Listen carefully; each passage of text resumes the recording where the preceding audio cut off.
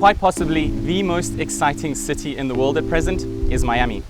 As someone that has lived in 7 countries on 4 different continents, I can personally vouch for the fact that Miami is the best city in the world to live in. My name is Paula Rodriguez. I'm a Senior Vice President at Cross Country Mortgage, and I'm excited to help you get acquainted with Miami as your new host of Financing the American Dream. Since the onset of the pandemic, many people and businesses have flocked to Miami in search of a better business environment, favorable tax treatment, and arguably some of the best weather that the United States has to offer.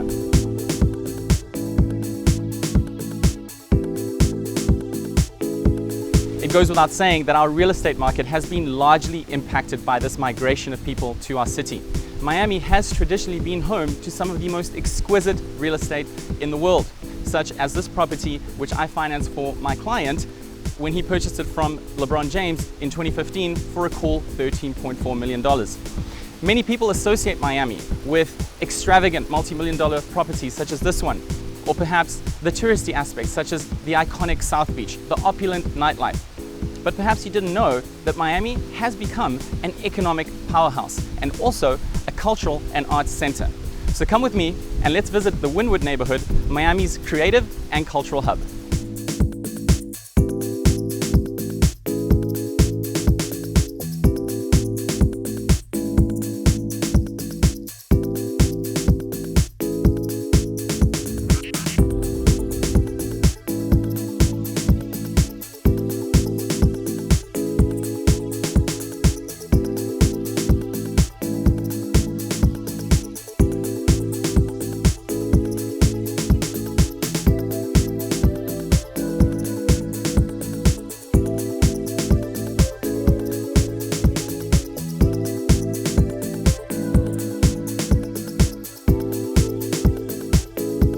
Wynwood is perhaps best known as a hub for contemporary and street art.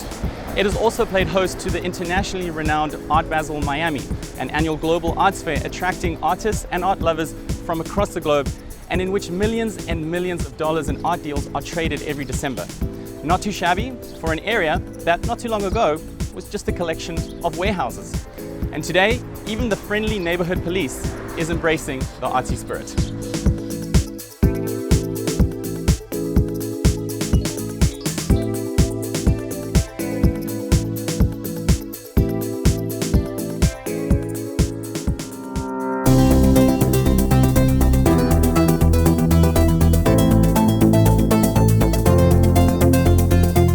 So I've touched on Miami's weather, the real estate, the tourism, the glitzy lifestyle. But Miami's economic engine cannot be left unsaid. A Forbes article once referred to the Brickell financial district of Miami as Wall Street South. And today, many financial institutions such as New York hedge funds have relocated their headquarters to Miami. Tech giants such as Microsoft, Uber, Spotify have initiated the relocation of many of their employees to Miami. And our cryptocurrency-friendly mayor, Francis Suarez, has catalyzed crypto and blockchain innovation. Fun fact, the world's first crypto-based residential mortgage was born in Miami. But it's not just in these top-down, high-level profile moves that Miami is an economic leader. Miami also has a flourishing ecosystem of micro-businesses that support the economy from the bottom up. According to GoDaddy's research from surveying their own clients, Miami leads the nation in micro-business density per capita.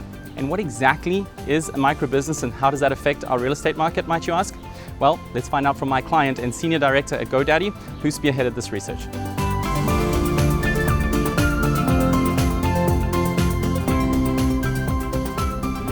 So I think a great place to start is, what exactly is a micro-business?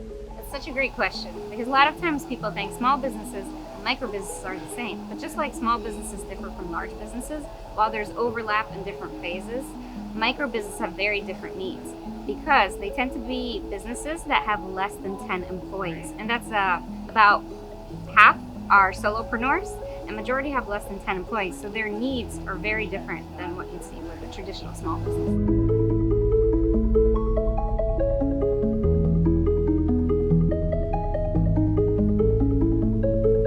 And you were mentioning earlier that Miami has the highest density of these micro businesses. Why don't you expand a little bit on that?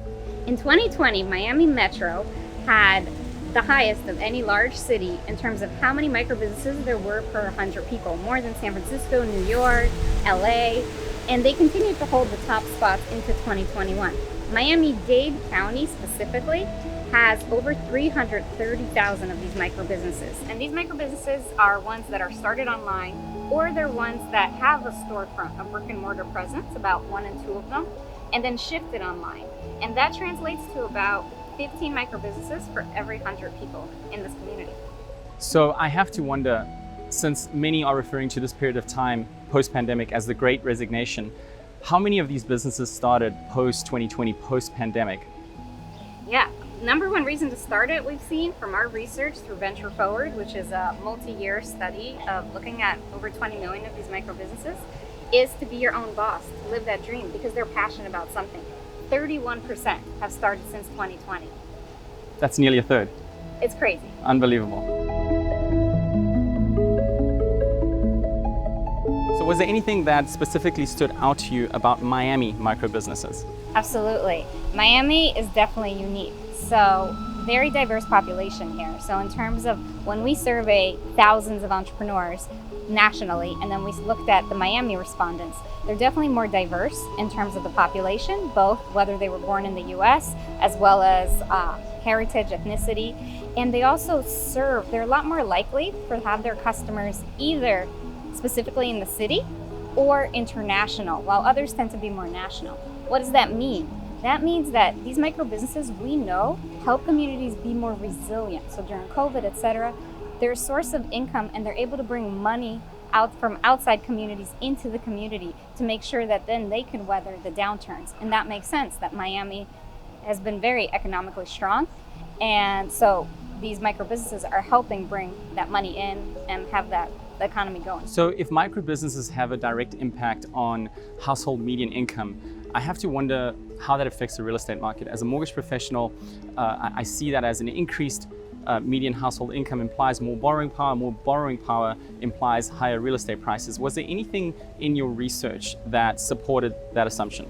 Our research so far has looked at the trend from the other direction. In areas that have higher home values, or those home values are rising, we've seen more microbusinesses. It could be because they turn to home equity for loans, and because a lot of banks aren't optimized to serve such small businesses, such small amounts. And absolutely, that's an interesting point for us to delve further into. So do we have a handle on what the success rate is of these micro businesses, specifically in Miami? Are they seeking to stay at a micro level, or do they wish to grow and expand into something larger? That's such a great question, because Mayor Suarez asked us the same thing. And the answer is they're trying to grow. They're so optimistic, and it's no surprise why. Miami, the leadership here has invested so much and has such a focus, whether Mayor Suarez or Mayor Daniela Levine Cava, in supporting the small and large businesses here to grow. We found that more than the rest of the country, they want to become large enterprise unicorns. They already have more employees on average than other microbusinesses we surveyed, and they tend to be making more monthly revenue from their microbusiness. It's just such an exciting time to be here, and it's actually what personally brought me to Miami from LA a year ago. After meeting with Mayor Suarez and learning about everything that's going on here, I came and bought my house with your help. So very happy to be here, and also very optimistic about the future of microbusinesses in Miami. So Alex, thanks so much for taking some time with us and speaking to us about microbusinesses. Of course, it's my pleasure. And definitely make sure you come back to Miami Ironside here, check out all the amazing stores, and they have events for small and micro businesses. Awesome.